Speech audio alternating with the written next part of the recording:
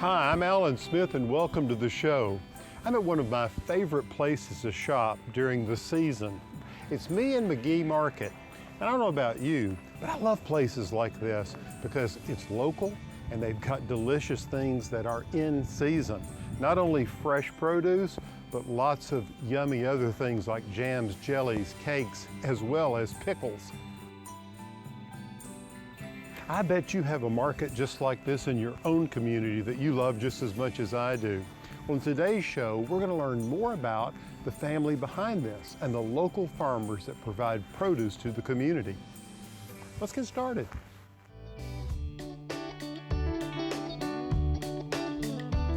Debbie, I just love it out here. Tell me, how did me and Mcgee get started?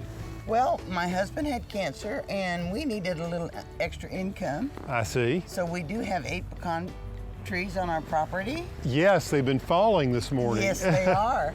So Larry and I decided that we would bag them up and go sell them, you know, out on the street or whatever. People love pecans, don't they? It was great. So then we started gardening. We grew way too much, of course. That's easy to do. And so my daughter Neva said, you know, you guys need a little produce stand.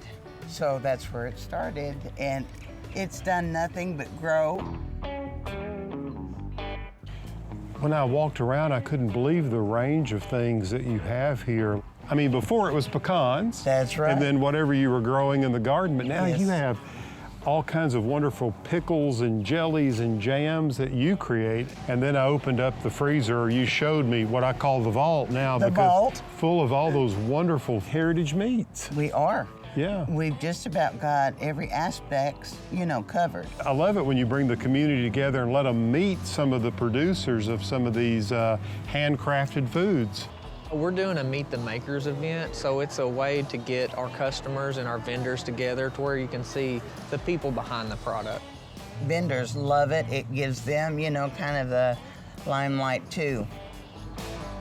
It means a lot more to people when they know somebody and they know the story behind the product. And it's not just something on a supermarket shelf. It means something. It just feels like a place people would love to come and just kind of hang out. Exactly. Is that the intention? Well, it evolved, and they love the fact that they can come here and they can shop, and they can sit down and they can visit. They're out of the hustle and bustle, and they can just relax here. The multi-generational component of it, I think, is really fantastic. It is. We're very proud of that. Everybody loves the way the place is decorated and staged, and that's because of my daughter, Neva. We couldn't do it without her. And then we had Logan, who is my grandson. He's joined us, and he took over the marketing for us. And then my granddaughter, Ariel, she is the queen of the register. That's her. She's the fastest. She does a great job also. Well, it's just so wonderful to see families working together the way you all have. It's very inspiring. I'm very proud Yeah, of you our should family. be. Yes. That's wonderful. And we know that Larry is looking down saying, holy cow, what have you done? It's just expanding. He's got a big smile on his face. He does, and we all know his presence is here. Yeah.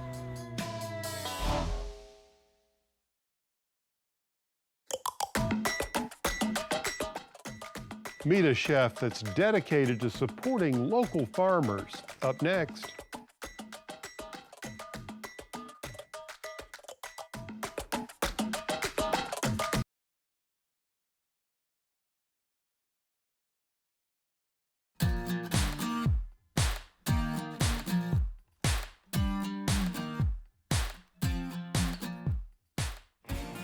My friend Scott Mcgee is a wonderful chef and owns several restaurants in the area.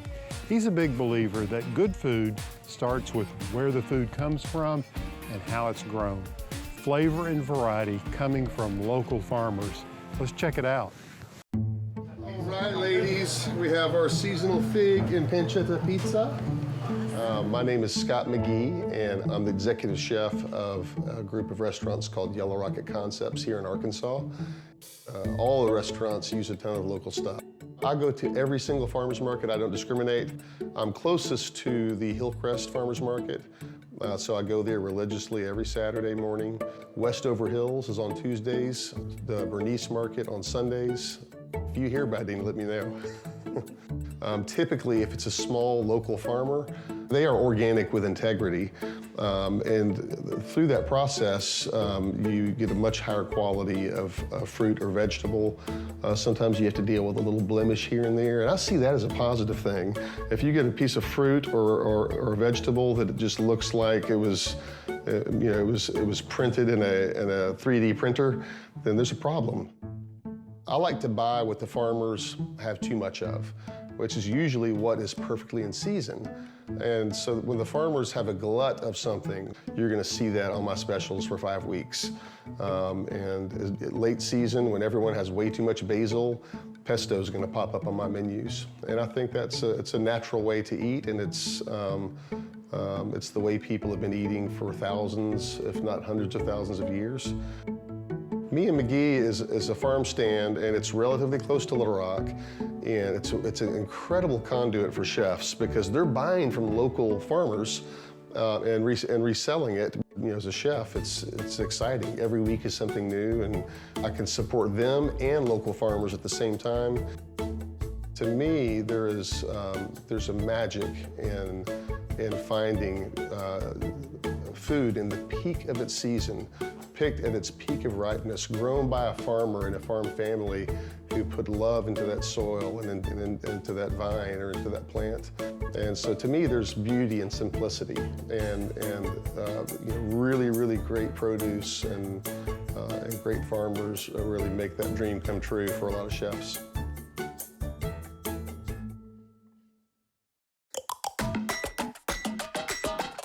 We travel with my friend Scott Mcgee to some local farms right after the break.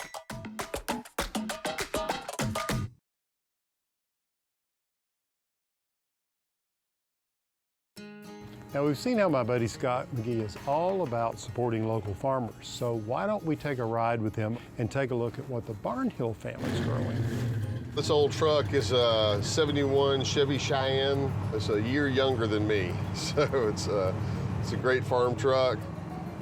I'm heading to Barnhill Orchards right now. It's a little different than a phone conversation when you're actually looking at the fields and seeing all of the green come to life.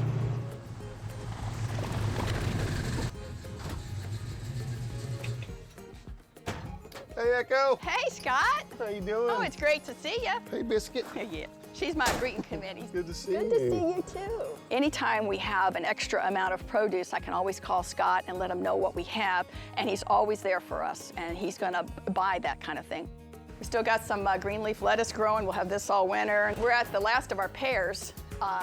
You have a case of these for me? I do. We had to get up in the front loader on the tractor and get these.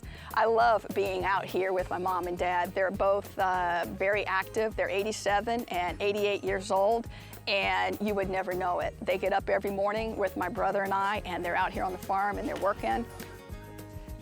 So if you look at the strawberries, all go one way, so it's easy. The guys hook them on their belts, pick them up one by one, and they're going to drop them and then push them in.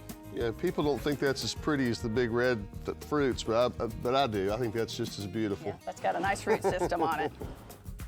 We're good at what we do, and all farmers are very good at growing produce, but unless you can sell your product, you're not going to make it. The farmers markets are really our lifeblood up until the last couple of years. It's really nice to have a customer come out and see where the produce comes from, and we really appreciate that. The flowers are a new venture for us, and it allows us to sell them to restaurants. They use them for their centerpieces on their tables. And we're also trying to use them for, say, special events or weddings. Being a year-round farm is, it's a good thing in a lot of ways, but it's very challenging. There's almost, right now, there's almost like no break for the farmer, but we love what we do. And as we say, if we're not farming, we're really not happy. So, looks like I got some green beans, some of the big cucumbers that don't have any seeds in them.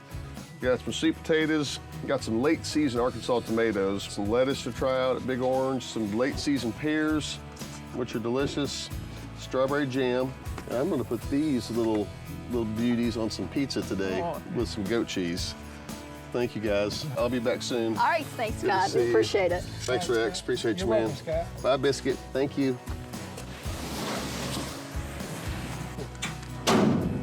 All right, here we go. Thanks, guys.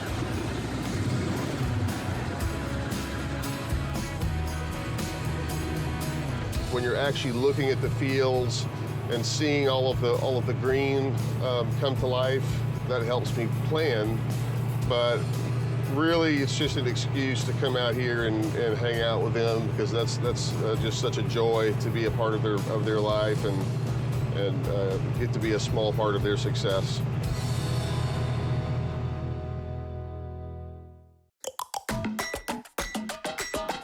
Don't go away. We have one more stop to an organic farm in central Arkansas.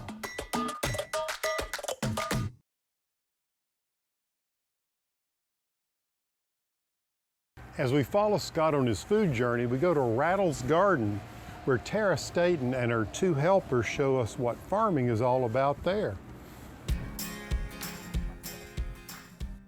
What we cook with this food today is completely related to what ends up in the back of this truck.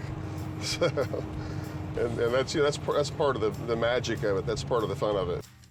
I'm a stay-at-home mom as well as a full-time farmer. My boys are 8 and they're 4, and they help out. They pitch in whenever they need to. Can you get that one for me? Look, yeah, you can get that one. Hey, gang. Hey, Scott. How's it going? Good. How are you? Doing great. We're picking some peppers. That's what I'm looking for, are these beautiful late season peppers. We grow just about any vegetable you can grow in Arkansas other than sweet corn and melons, pretty much. It's easier for me to tell you what we don't grow than it is for me to tell you what we do grow. I love these little peppers. They're nice, they're sweet. How long are these going to be happening? They're You know, almost done? We've got them in this tunnel though. I think we might get them for another month or so. Oh, that'd be great. When we've got lettuce coming off in a couple weeks, I'll make it to market a few times, but otherwise I'll have this and squash that need to move. Oh, that's a little bitty thing, isn't it? I'll take that Yeah. pepper, put it in there. These are gorgeous. I'm gonna walk around for a second. Go right ahead, the boys are still picking. All right. We're certified organic, but we're also a very diversified small farm. So even though we're only growing on 5 acres, we grow roughly 40 different crops throughout the year, and some of them we grow multiple times throughout the year. We have 3 varieties of sweet peppers that we grow. If they have color, that's even better. They're called Aura, Glow, and Lipstick. They're red, orange, and yellow peppers. We're gonna do the Rattles pizza this afternoon. I like that pizza. Oh, I got it, Mylon. okay. Scott and a few other local chefs have been so important to a farm our size. You know, we don't have margin for error, you know, and so Scott's great because I'll call him and I'll say, I have a crate of squash that I have no place else for it to go. You know, it's gonna go to waste, and he'll say, send it. Oh my goodness, look at this. I don't know what's gonna be cuter, these little squash or the chicks? The chicks. We sell at the Hillcrest Farmers Market, and then we sell through a program we call our Farm Share. And so families buy into 10 weeks of food at a time. And they get a box of food every week for 10 weeks, and it is a box of whatever we have available on the farm that week. We have about 150 laying hens, and people can add on an egg share to their farm share just for an extra cost and get a dozen eggs every week. Yeah, look at those pretty eggs right there. There's so many things I like about farm life. I like to work hard, I like physical labor. I like being able to see what I've done when I walk away from something, whether it's planting something or harvesting something. You know, I can physically see what I've just gotten done doing. I think the thing that I hope most for my sons to take away from the farm is that they learn how to work and see what it is, you know, to have parents that work and work hard and enjoy doing what they do. Tara, thank you so much for this beautiful Zephyr squash. Man, I appreciate you coming out today. No, it was absolutely my pleasure. I'm gonna turn that into a pizza, if that's Sounds right. delicious. Thank Yes. you. Thanks for having me out, and thanks for the eggs. Say hi to your wife for me. I sure will. Okay. My friend Debbie Mcgee stops by to make her fall succotash. You don't want to miss this.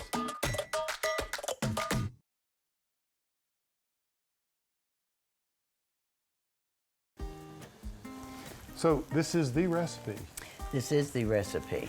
the Debbie Mcgee Fall Succotash. Fall succotash, yes.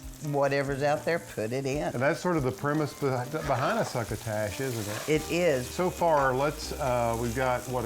We have 3 tablespoons of oil. I have a cup of bell pepper, yellow. Right. And then a sweet onion, about a cup of Right. sweet onion also. Yellow or white, either way. Yellow or white. Yeah, okay, excellent. Well, the next thing we're going to do is we're going to pull this off, Oh, okay. put it in a container. Sure, you want me to do that? Sure. I'm going to let you do some chopping of the zucchini that we're going to be putting in Okay, this. these are beautiful. I am going to add to the skillet because I kind of lost some of our oil, and this is a sunflower oil. This is green tomatoes. Okay. Yeah.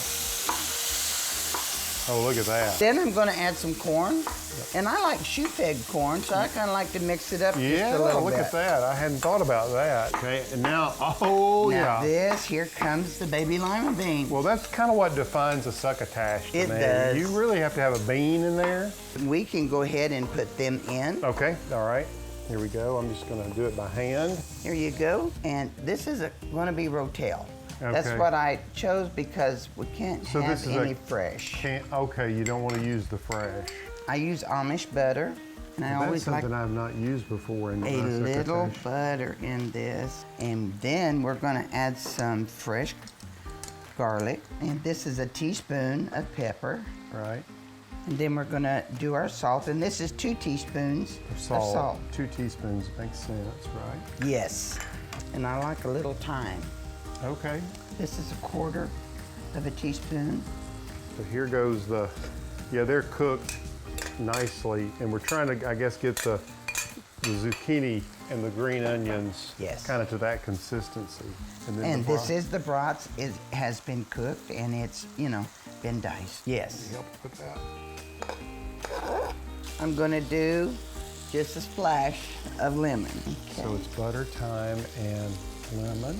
And this is probably going to be a secret. Maybe you do this with your succotash, but we're gonna put a splash of half and half in here. No, I've never done that. Yes. This is some broth that I save when I cook the baby lima beans. Oh, And very so if I coarse. need more, moisture added to my dish and it gets dry, I can just add a little bit more of Right, this. right. Nothing And- goes to waste. Now, what are we gonna Alan? put oh, you want to put it in there? Let's put it in that dish, and you can put the rice, and then we can start scooping. We will be just complete. Yeah. Rice has a wonderful flavor, this golden rice. You ready to just, Yes, sir. shall we just hold it over here and just begin to cover the rice with it? Look at that. We needed a bigger. I think we did. Look at that. Perfect if you have a big group of people coming over. Yes. Debbie, thank you so much for Thank you sharing for your having recipe. me. Yes. Absolutely. Well, now it's time to dig in. Yes, it is.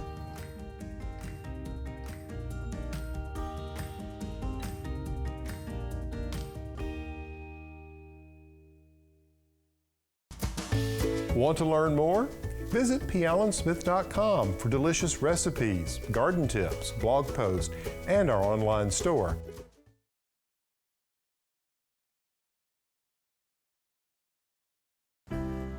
Farm families work hard to bring us the best quality of food to our plates. And then you have markets and restaurants that carry that even further and support local farm production. If you haven't visited a local farm market in a while, you really ought to, because there's some wonderfully creative, delicious, and wholesome treats you'll find here. Give it a try. Until next time, I'm Alan Smith.